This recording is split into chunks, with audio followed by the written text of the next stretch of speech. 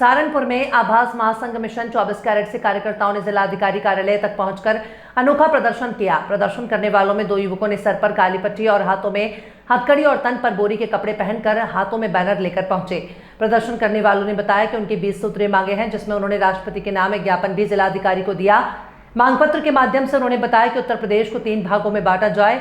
1 nation 1 education, एक देश एक शिक्षा प्रणाली लागू की जाए, शिक्षा नीति लागू की जाए, प्राइवेट स्कूल में मनमानी फीस और शिक्षा माफिया को रोक लगाई जाए, मनरेगा मजदूरों को 1000 के रूप में दिए जाएं, संपूर्ण भारत में जाति जनगणना कराई जाए, जातिवाद, सामाजिक, आर्थिक, राजनीतिक भागीदारी का स्पष्ट विवरण दिया जाए, ईवीएम मशीन से चुनाव बंद करना चाहिए, बैलेट पेपर से चुनाव करना चाहिए, शिक्षा को सस्ता किया जाए, ठेकेदारी प्रथा को खत्म किया जाए, निजी अस्पतालों में स्वास्थ्य सेवाओं के नाम पर लूट और महंगी दवाइयों से निजात दिलाई जाए, युवाओं को रोजगार दिया जाए।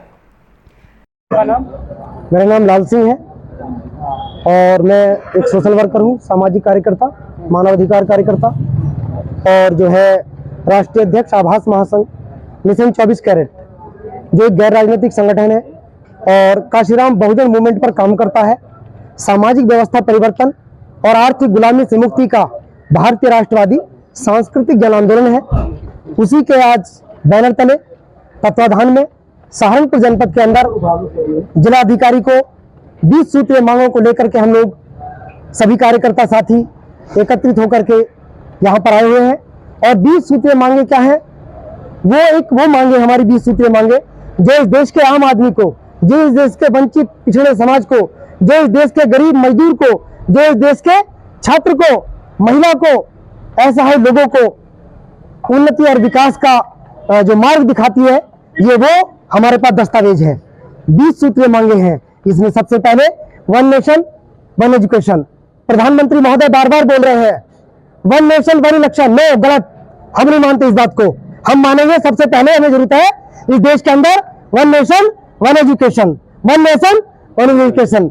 दूसरा, जो बड़े स्तर पर मनरेगा में भ्रष्टाचार पूरे देश पे कायम है, पूरे देश में तमाम जिलों में जा करके आभास महासंघ ने ये जिलाधिकारी महोदय को बताया, लेकिन अधिकारीगण लापरवाही करते हैं और लापरवाही के चलते भ्रष्टाचार अपने चरम पर है।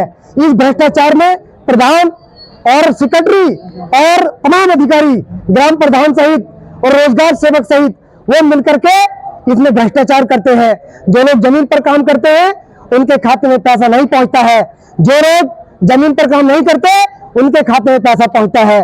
इसलिए हम लोगों ने ऐलान किया है कि मनरेगा में जीपीएस सिस्टम से तो आपकी जो है हाजिरी लगे और 1000 रुपए प्रतिदिन की मजदूरी, वो 300 दिन रोजगार मिलना चाहिए।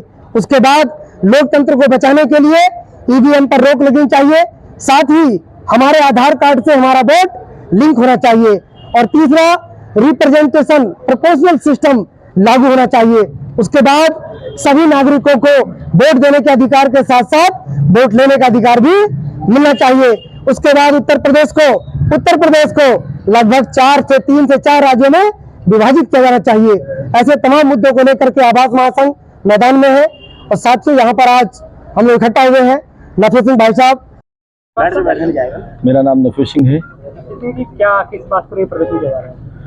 आज जो है आभास महासंघ के नेतृत्व में 22 सूत्रीय मांग को लेकर के राष्ट्रपति महोदय को माननीय जिलाधिकारी महोदय के द्वारा ज्ञापन सौंपा जाएगा, जिसमें हमारी मुख्य मांग है जो है देश में 1 नेशन 1 एजुकेशन मतलब समान शिक्षा प्रणाली लागू की जाए।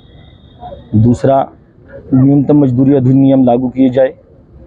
तीसरा, मनरेगा के जो मजदूर हैं जिनका शोषण हो रहा है आर्थिक और सामाजिक, इस बात को ध्यान में रखते हुए मनरेगा की मजदूरी 250 से बढ़ा करके 1000 रुपये प्रति मजदूरी करनी चाहिए, प्रति व्यक्ति मजदूरी करनी चाहिए, ये हमारी मांग है।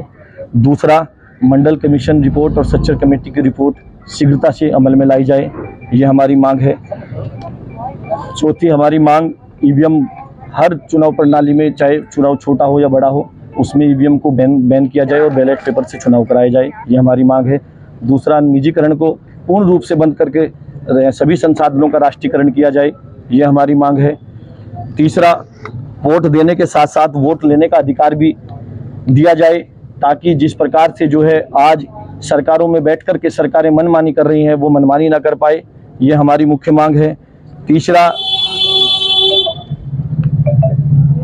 केंद्र व राज्य सरकार में खाली पड़े सभी सीटों को बैकलॉग के द्वारा शीघ्रता से भरा जाए और जिसकी जितनी संख्या भारी उसकी उतनी हिस्सेदारी के आधार पर सबको जनसंख्या के आधार पर उनको आरक्षण जो है बांट देना चाहिए, दे देना चाहिए। और पहले जो समीक्षा करके जातीय जनगणना कराई जाए और उसमें समीक्षा जो है सामाजिक, आर्थिक, राजनीतिक और संसाधनों की समीक्षा होनी चाहिए कि किस वर्ग के पास कितनी है, किस लोगों को कितना जो है लाभ मिला है, उस सब की समीक्षा करके जो लाभ से वंचित है उसको वो लाभ मिलना चाहिए और जनसंख्या के आधार पर आरक्षण का बंटवारा होना चाहिए। आपने एक सबसे काला कपड़ा और ये बोरी है, इससे क्या संदेश देना चाहिए? ये विरोध प्रदर्शन है। अगर हमारी मांग को नहीं माना जाता है तो ये विरोध प्रदर्शन आज जो है ज्ञापन से जाकर के जनसंपर्क अभियान करके जो है जन आंदोलन में तब्दील हो जाएगा और ये विरोध प्रदर्शन जारी रहेगा जब तक हमारी मांगों को पूरा नहीं किया जाता।